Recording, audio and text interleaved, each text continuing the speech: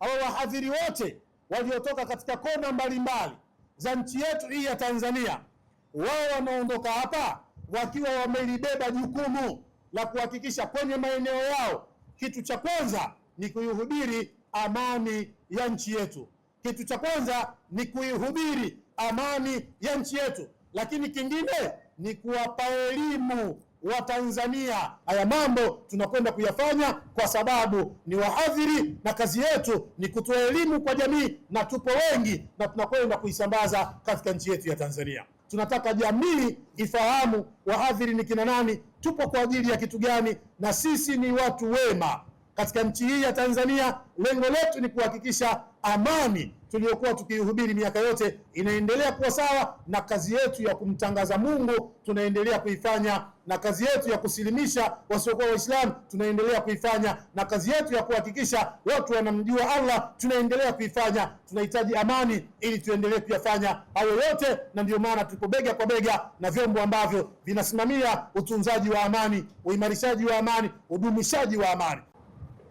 Kikubwa, umoja huu wa wahadhiri Tanzania hauwezi kufanya shughuli zao za kuwafikishia Waislamu na wasio Waislamu jukumu lao mpaka amani iwepo katika nchi hii.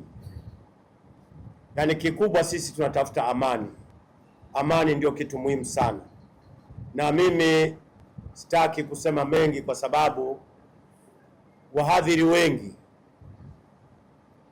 huwa tunaitangaza amani katika nchi yetu. Kinachoitwa African Initiative hapa Tanzania, na sasa nakaa hapa Tanzania kwa miezi karibu 4 kamili. Hii naweza kwa uhakika kueleza kwamba Tanzania ni mfano nzuri sana na mfano kwa nchi nyingine kwa amani na utulivu, kama mwakilishi wa juu wa Tanzania walivyosema. Kwa kihistoria, utulivu ulianza ambapo Julius Nyerere alianza siasa yake ya ujamaa kwa ujumla, na alianza msingi wa taifa la Tanzania kwa ujumla. Hiyo kama Rais wa Tanzania Samia Suluhu Hassan pia alivyofafanua leo, Tanzania bado ni mfano mzuri wa maendeleo ya nchi endelevu. Hiyo nchi nyingine zingeweza kuiga mfano wa Tanzania kwa misingi yake kwa ujumla. Ningependa kuzungumzia umuhimu lakini pia na uelewa juu ya amani. Binafsi naweza nikasema amani ni utulivu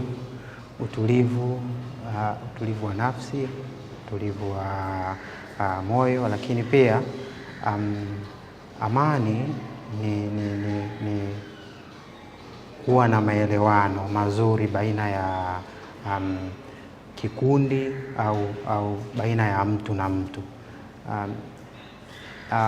Amani ni muhimu katika jamii, hususa kwa sababu ni kitu ambacho kinaunganisha watu na kuleta mahusiano mazuri baina ya watu. Kupitia amani tutapata maendeleo binafsi, lakini pia maendeleo katika jamii husika, lakini pia katika nchi husika, kwa sababu kukiwa na amani watu wanakuwa free au wanakuwa na uhuru wa kufanya mambo mbalimbali. Lakini amani kikosekana, uhuru wa kufanya mambo fulani pia utakuwa unakosekana.